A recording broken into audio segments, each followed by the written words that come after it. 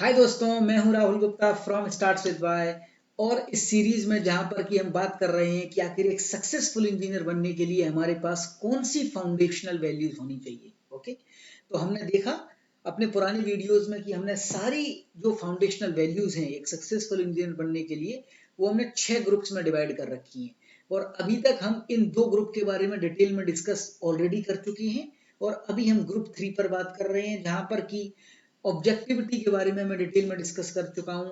और अभी हम बात कर रहे हैं न्यूट्रलिटी और इम्पार्शियलिटी में। करेक्ट, तो इन दोनों का क्या मतलब होता है मैंने पुराने वीडियो में ओके भाग 8A में डिटेल में डिस्कस किया था। ओके, अब हम आखिर ये जानेंगे कि ये जो दो मूल्य हैं ओके दोनों बेसिकली एक समानार्थक टाइप से लग रहे थे। ओके, तो लेकिन उनमें थोड़ा बहुत अंतर है। एक जनरल केस है, एक स्पेसिफिक केस है। करेक्ट, ये वाला एक जनरल आता है, ये स्पेसिफिक आता है।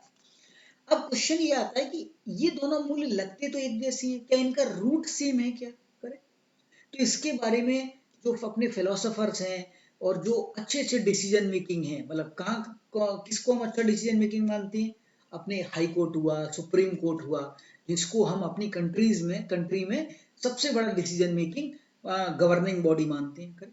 अब वो भी जब डिसीजन मेकिंग करते हैं तो वो भी इन मूल्यों को बेसिकली फॉलो करते होंगे, न्यूट्रलिटी और इम्पार्शियलिटी को। करेक्ट, तो अब ये बेसिकली किस रूट से आए हैं, तो अगर हम उनका थोड़ा सा एक बेस लें कि वो किससे आए हैं, तो जनरली इसको बोला जाता है कि जो न्यूट्रलिटी है और इम्पार्शियलिटी है।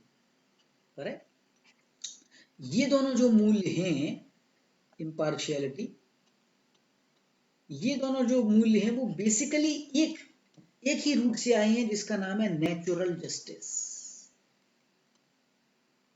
Natural justice. अब क्वेश्चन आता है ये नेचुरल जस्टिस क्या है।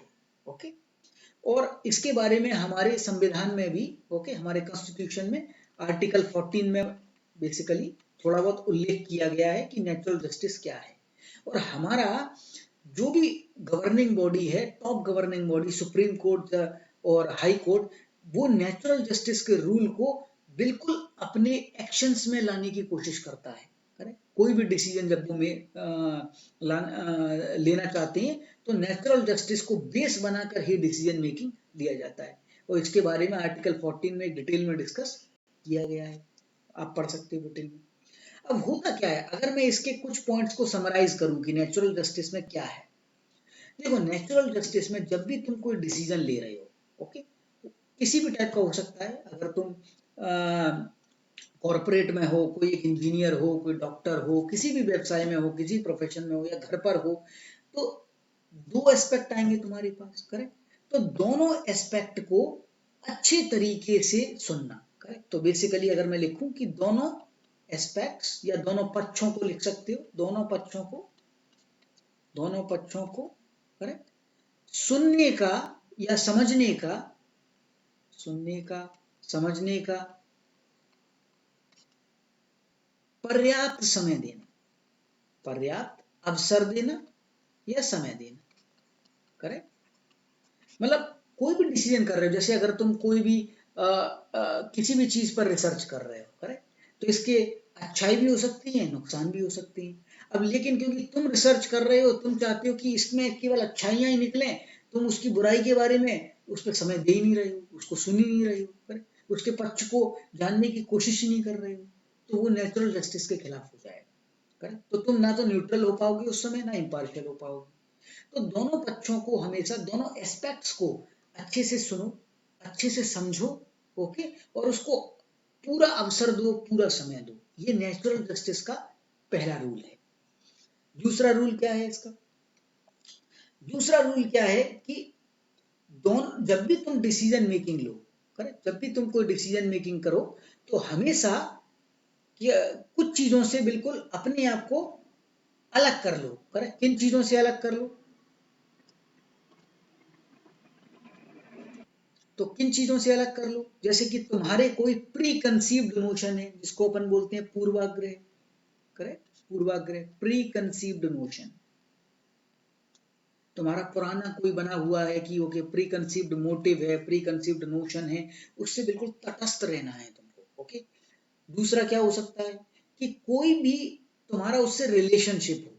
करेक्ट? देखो जब भी कोई तुम डिसीजन मेकिंग कर रहे हो, ओके, मान के चलो कि लेट्स से तुम कोई हायरिंग कर रहे हो, ओके, अब तुम्हारा कोई रिलेटिव आ गया, अब जाहिर है कि तुम्हारा जो डिसीजन मेकिंग होगा वो बायस्ड हो जाएगा, क्योंकि वो रिलेटिव है तुम्हारा, वो पहले से ही कहीं से जैक लगा देगा तुमसे। तो इस केस में क्या करना चाहिए?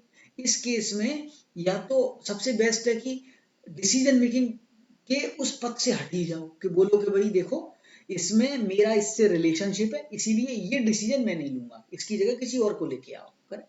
मैं उस डिसीजन मेकिंग में रहूंगा ही नहीं, जिससे कोई बायसिंग होगी ही नहीं उसमें। ओके, नेचुरल जस्टिस बिल्कुल फॉलो होगा, तो कोई रिलेशनशिप या फिर कहीं पर कोई तुम्हारा इंटरेस्ट या हित ना हो।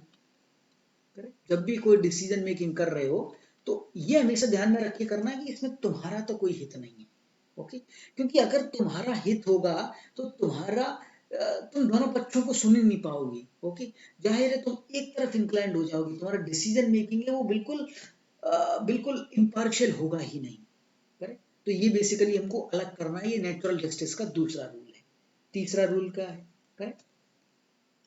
जब भी तुम कोई निर्णय करो तो ये तो हो गया अलग करना है, इनको करना नहीं है। क्या चीज करनी है बेसिकली? करेक्ट? क्या चीज करें? तो करने में क्या है? हमेशा तथ्यों को, करेक्ट, फैक्ट्स को, ओके, फैक्ट्स को आधार बनाओ, तथ्यों को आधार बना के डिसीजन लेना है। कोई भी रिसर्च को आधार बना के डिसीजन लेना है। करेक्ट? ऐसा नहीं है कि किसी भी कास्ट, क्रीड, रिलीजन उसको बीच में लेके आ रहे हो, उससे बिल्कुल तटस्थ होके, ओके, वो बीच में लेके नहीं आना है। केवल फैक्ट्स, ओके, डेटा और रिसर्च जो भी हुई है उसके बेसिस पर अपने डिसीजन मेकिंग को करना है। ओके, और चौथी चीज जो कि इंपॉर्टेंट है कि जब भी कोई तुम डिसीजन लो, ओके, इसमें तो दो चीजें होती हैं कि डिसीजन डिसीजन हो भी और डिसीजन दिखे भी कि हो रहा है। करेक्ट? ये दो अलग अलग पक्ष हैं कि डिसीजन, कोई भी डिसीजन हो रहा है, कोई भी डिसीजन मेकिंग हो रहा है, तो वो डिसीजन या न्याय जो हो रहा है, जस्टिस जो हो रहा है, वो एक तो होना भी चाहिए और दिखना भी चाहिए। करेक्ट? ये दो अलग अलग एस्पेक्ट हैं। ओके, जरूरी नहीं है कि डिसीजन हो वो दिखे भी, और डिसीजन केवल दिखे होना, ऐसा हो सकता है। ओके, तो अभी के लिए यहाँ पर मैं पॉज लेता हूँ, लेकिन इसके ये एक बहुत ही बेहतरीन पॉइंट है जिस पर मैं एक नया वीडियो बनाऊंगा जिसमें डिटेल में डिस्कस करूंगा कि आखिर इसका मतलब क्या है, कि डिसीजन का होना और डिसीजन का दिखना, इनमें क्या अंतर है। ओके, तो होप इसके थ्रू मैं आपको बता पाया हूं कि न्यूट्रलिटी और इम्पार्शियलिटी बेसिकली दोनों एक ही रूट से निकले हुए हैं, जिसका नाम है नेचुरल जस्टिस। ओके, और ये तीन चार बातें हैं जो कि नेचुरल जस्टिस की समरी में मैंने आपको बताई, और अगर आप डिटेल में पढ़ना चाहती हैं तो आर्टिकल 14 पढ़ सकते हैं, या अपने कॉन्स्टिट्यूशन में जो बातें इसके बारे में लिखी हुई हैं, ओके, वो भी पढ़ सकते हैं, और इसके ऊपर एक बहुत ही अच्छी बुक लिखी गई है, उसको भी डिटेल में पढ़ सकती हैं। ओके, तो कमेंट बॉक्स में बताइए कि क्या इस वीडियो के थ्रू आपको डिसीजन मेकिंग में थोड़ी बहुत हेल्प हुई या नहीं, क्या ये जो कॉन्सेप्ट्स मैं आपको बता रहा हूँ, क्या ये आपको डिसीजन मेकिंग में हेल्प कर रहे हैं या नहीं कर रहे हैं। ओके, धन्यवाद, बने रहिए मेरे साथ इस चैनल में जानने के लिए अच्छी अच्छी बातें। धन्यवाद।